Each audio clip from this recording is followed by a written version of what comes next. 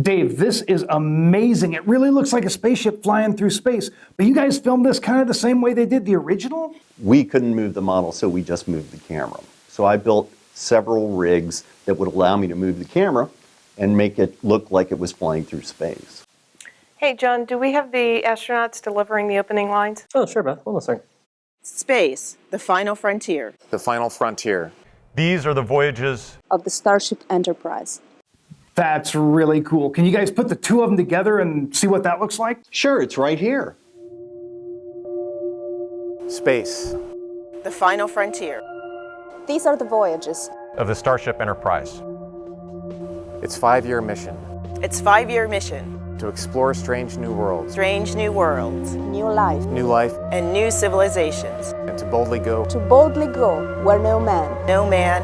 No one has gone before.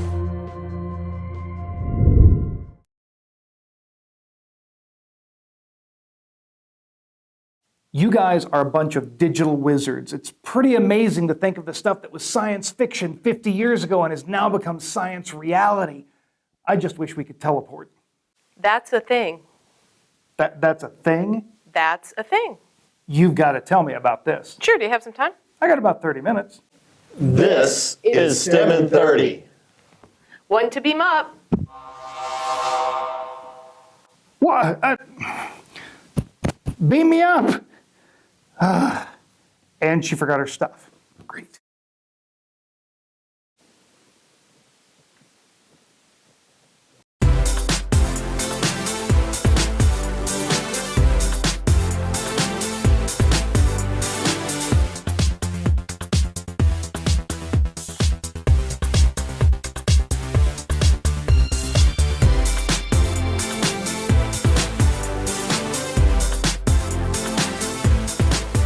This is STEM in 30.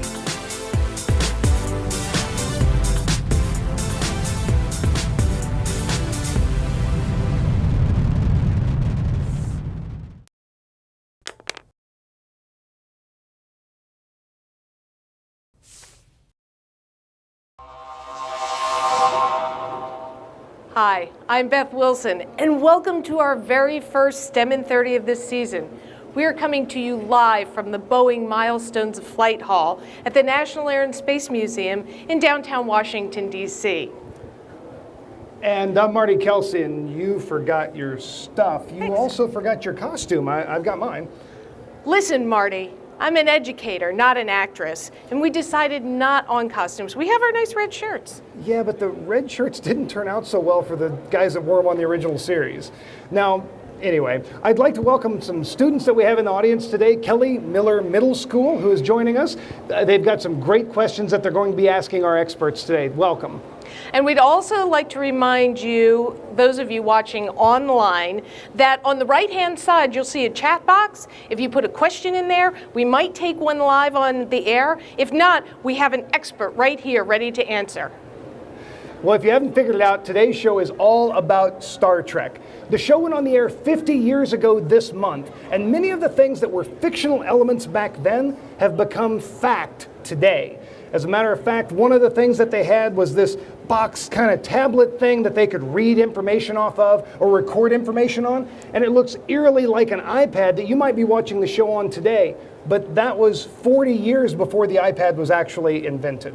Now, Marty, our show is called STEM in 30, and STEM stands for science, technology, engineering, and math. What does that have to do with science fiction? Well, there's another term that's gaining some steam, and that is STEAM. And that stands for science, technology, engineering, the arts, and math. And Star Trek is a great example of STEAM because real science influenced the fiction. And actually, you got a chance to talk to someone who was very knowledgeable about this. Let's see what they had to say. Make it so. I'm joined by Rod Roddenberry, the son of Gene Roddenberry, creator of Star Trek, and you're a co-founder of the Roddenberry Foundation. Thank you so much for talking with us. Thank you for having me.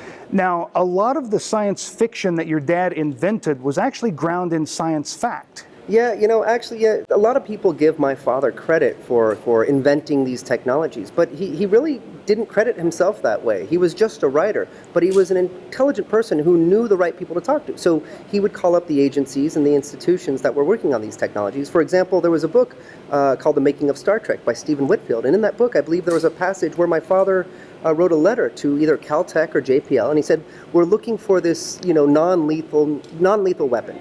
And, what are you guys working on? What would you suggest? And they said, well, this is the early 60s, and they were developing lasers. But they said, what's coming up is the phasing laser.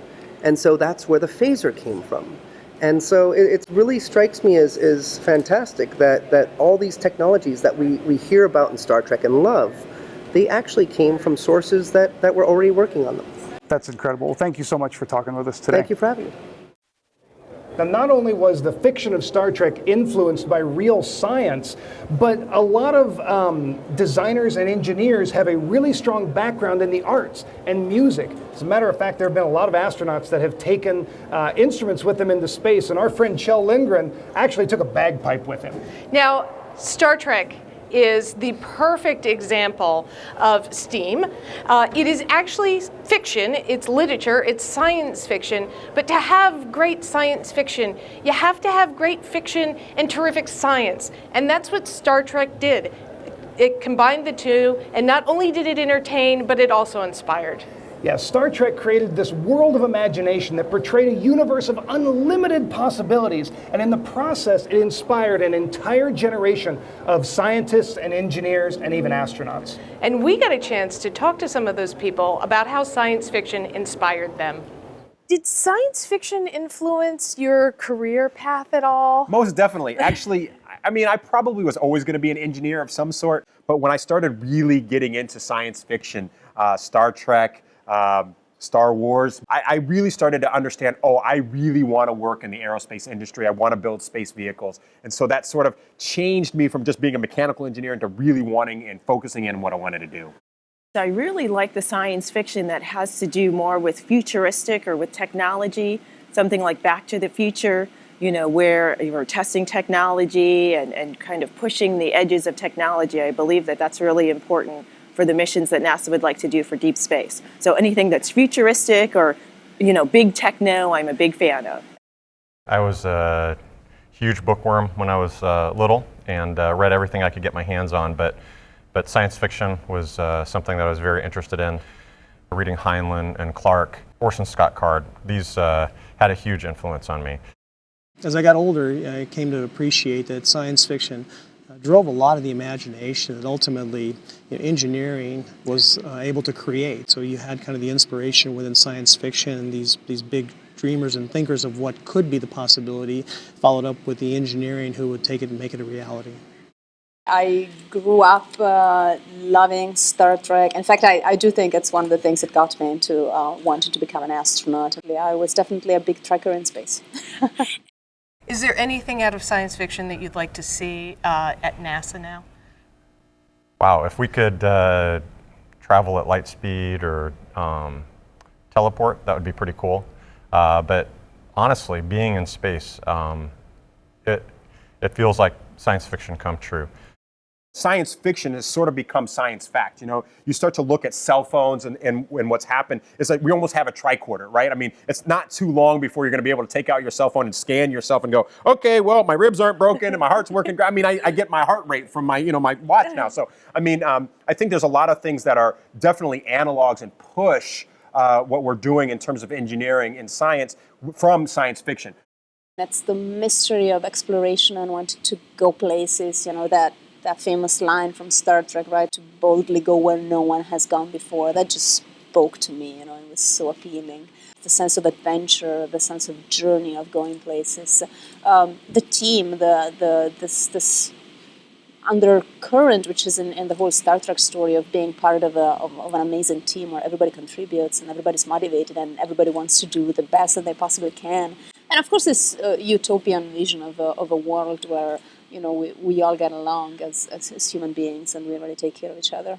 While we were in space, it happened that unfortunately Leonard Nimoy passed away, so we were able to do a tribute for him. And so science fiction has had an impact on me and my other crewmates from childhood even till today.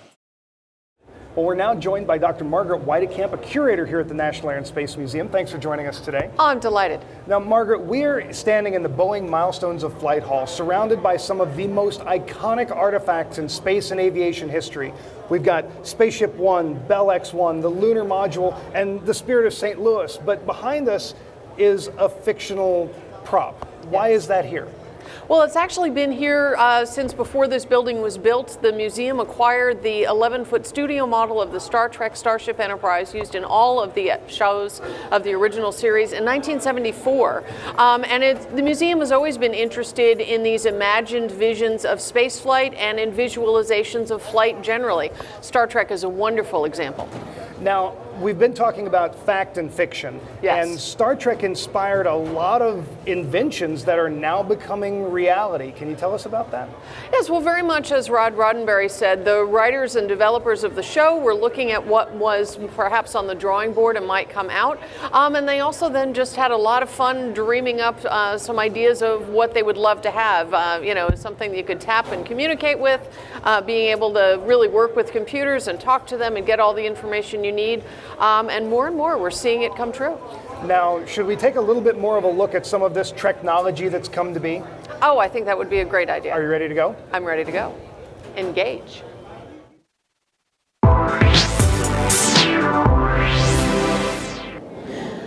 As Marty said, there's a lot of technology out there. Now, this STEM It to Win It is a little different because you guys are going to have to choose. I'm going to give you something that was used on Star Trek. You're going to have to choose whether it was fact, fiction, or somewhere in between. Are you guys ready for our first piece of technology? Okay.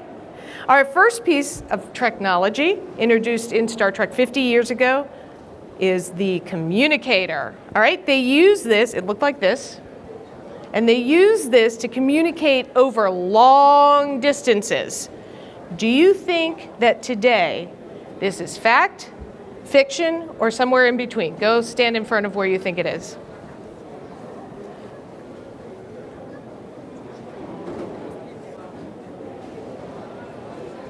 Okay, all of you chose fact. So why didn't you tell me, why did you choose fact?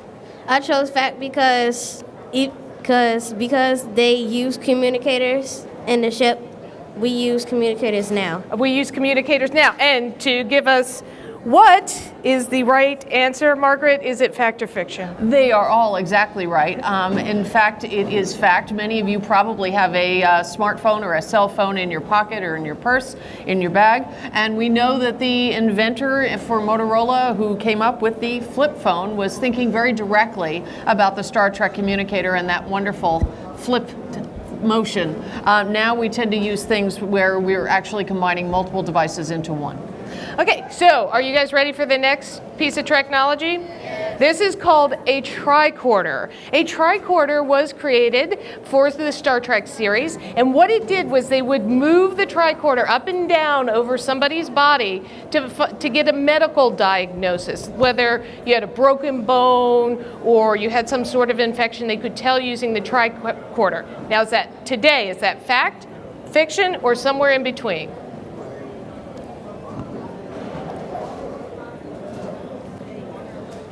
Okay, it looks like they're all, okay, we've got one piece of fiction.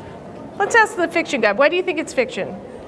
I don't think that they use that now, so. You don't think they use it today? No. Okay, well, why did you guys pick in between? Because it's like an X-ray. It's like an X-ray. Okay, Margaret, what do you think? Actually, it's in between and it is moving from fiction to fact. There is a Qualcomm Tricorder X Prize right now, and there's a whole series of teams that have been working on ways to create a device that, without being invasive, without a shot, without cutting into you, you'd be able to figure out how your body is doing. The teams delivered their devices in San Diego a few months ago, and there are a number of teams that are working on trying to create a tricorder. So it's coming. It's coming. Okay. The next one, are you guys ready for the next one? Yep. Is called a tractor beam. In Star Trek, they use the tractor beam to capture one spaceship to pull it toward the next spaceship, kind of like an invisible rope. Is this fact, fiction, or in between today?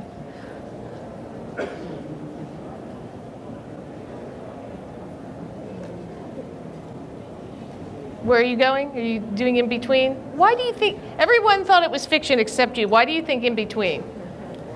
Today we use like magnets to connect stuff like string. Sure. But then back then they used to like use heavy stuff. Yep. So I pick in between. Okay, in between, kind of like magnets. Margaret, what is it? Actually, you're right, in between. There's a group at New York University that is actually using a light wave to pull things towards you. Those things are microscopic right now, so it's not big enough to pull one spaceship towards another spaceship. But as the gentleman there, the researcher likes to say, they're hundreds of years ahead of schedule for developing a tractor beam. Okay, are we ready for our last one? You guys ready for our last one? Teleportation. In the original Star Trek series, they used to beam matter from one place to the next to get to a place far away. Is that fact, fiction, or somewhere in between? Go ahead and line up where you guys think.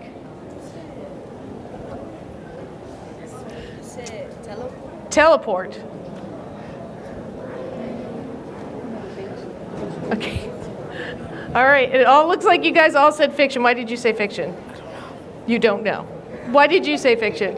I said fiction because like we don't really have teleporters in like real life. I mean, we have them in movies and video games, but not in real life. Not in real life. Margaret, fact or fiction? As much as we would love this to be so, it is still very much a part of fiction. And I think anyone in the DC area would love to be able to beam from one place to the next and avoid the traffic. Yeah. But right now we're still waiting for a transporter. Should we take some questions? I'd love to take some questions. Let's take an online question first. What is the Enterprise model made of? Actually, it's mostly wood that is painted. There's some vacuum-formed plastic on the top and bottom of the saucer sections and a little bit of rolled metal in the back of the engine pods or the nacelles. But actually, the model was made of wood in 1964 because it was the least expensive way to make it. And that works out beautifully for us because it's actually held up very nicely over 50 years. And we do have an audience question. You have my first question. What is your question? It was, what does NCC 1701 mean? Okay. Oh, that's a great question. So the call letters on the Enterprise model, what does NCC 1701 mean? And there's been a lot of debate about that, about whether this was the designer, Matt Jeffries' tail number on his private airplane. Generally, it was the idea of putting letters and numbers onto the USS Enterprise that would identify it. NC had been the letters and are the letters that are on tail numbers of private aircraft. And I'm told that he put the numbers in the font across the room from him and looked at them, and 1, 7, 0, and 1 were the numbers that were the easiest to identify at a glance. You know, a 8 can look like a 3, but those were easily identified, and the idea of creating a number that was somewhat big created the idea that this might be part of a long series of spaceships, although the 1 gives it a kind of uniqueness. Okay. So let's take an online question. Are there other science fiction objects on display at the museum? Very much so. The museum has a Buck Rogers toy that is in our Moving Beyond Earth exhibit. That's an illustration of the ways that people started thinking about a winged vehicle years before the space shuttle orbiters were created in the 1970s. We have toys up in the Pioneers Gallery that show the ways that people have imagined flight and space flight. And then having the Enterprise here, we also have a wonderful case of space science fiction toys at the Stephen F. Udvar-Hazy Center out by Dulles Airport. Now, Star Trek it was a television show, but it sort of gained a life of its own over the years. Do you want to talk to us a little bit about how that happened? It has. It started as a 3-season television show on NBC from 1966 to 1969, and the museum got this model in 1974 because I think the people at Paramount really didn't think there would be anything else to it.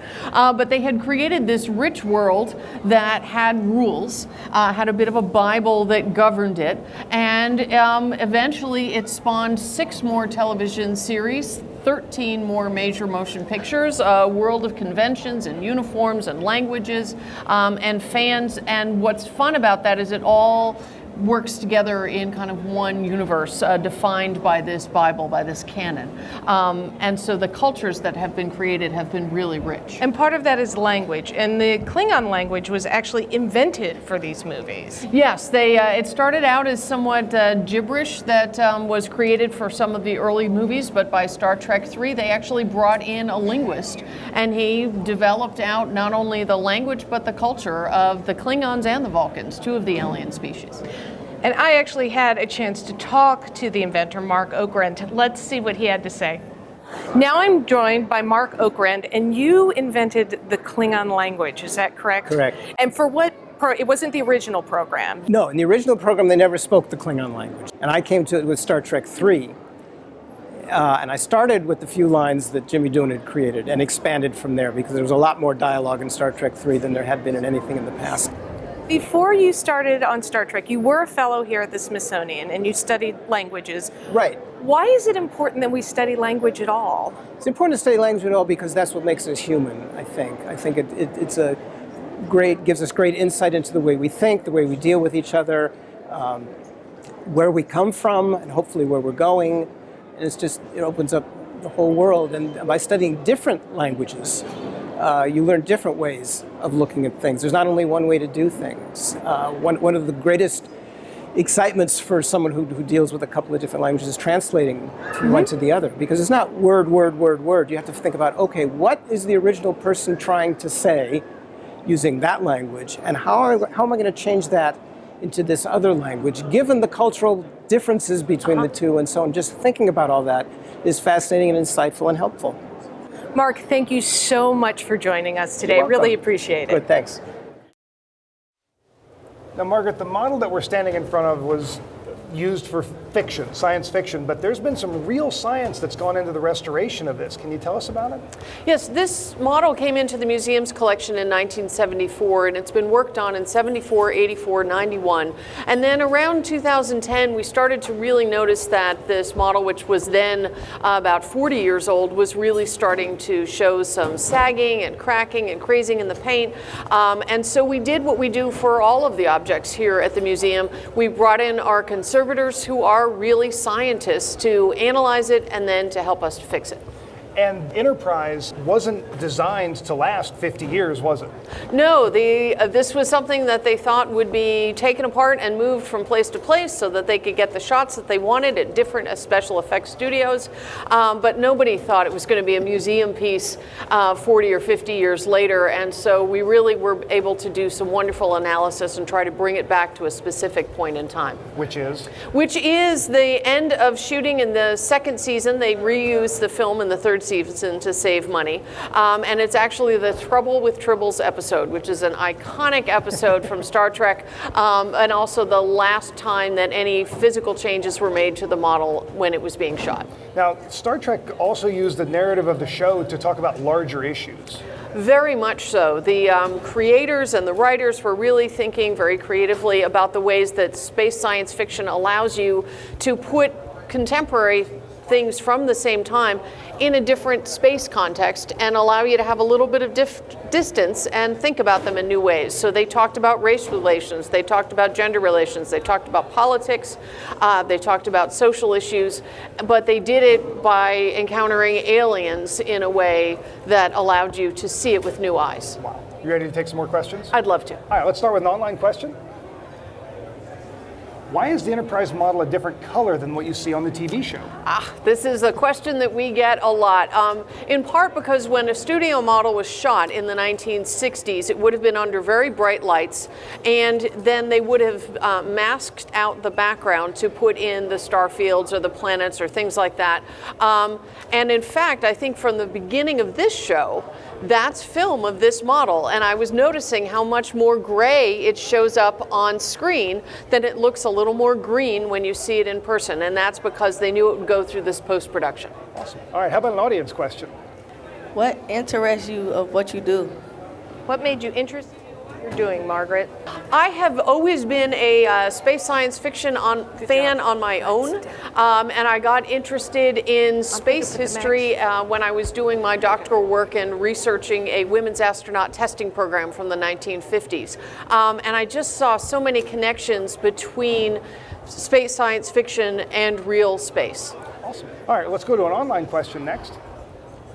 How long did it take for the original designers to build the Enterprise studio model? It was designed by a man named Walter Matthews Jeffries, who worked for Star Trek, and then Richard C. Dayton Jr. actually built it. It took them a period of weeks to actually build this model, and then it was actually changed a few times from when it was initially rolled out. When they started production, they added all of the wonderful lights and effects inside it. Thank you so much for answering those questions. Those are great questions, guys, and those of you online. Our next show is coming up in just a few short weeks from the Albuquerque International Balloon Fiesta. Here's a little preview. Check this out. In 1935, this balloon gondola traveled over 13 miles into the air to set a world record that lasted for 20 years. Gas balloons controlled their altitude by dropping weight called ballast. Each of these ballast bags weighed about 70 pounds. In order to control altitude, the pilot would blow a hole in the bottom of the bag to release fine metal shavings so it wouldn't hurt anybody on the ground. We still fly gas balloons today. Do you ever wonder how we control them? If you think that's cool, be sure to join us next month when we will be live from the Albuquerque International Balloon Fiesta. Margaret, thank you so much for joining us today. We really appreciate it. Oh, you're welcome.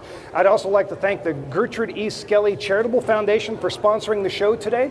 And I want to point out that on our website, we have some additional resources for teachers. We're using Smithsonian Learning Labs to add resources. Smithsonian Learning Labs is very similar to Pinterest, only with artifacts from all of the Smithsonian museums. We've added reading lists, we've added images, and we've added videos. Really? Now you put on the mask? The show is over. Well, thank you so much for joining us today. As we leave you, take a look at some of the incredible costumes that we saw a week ago to celebrate Star Trek's 50th anniversary here at the museum. Thanks for watching. Live long and prosper.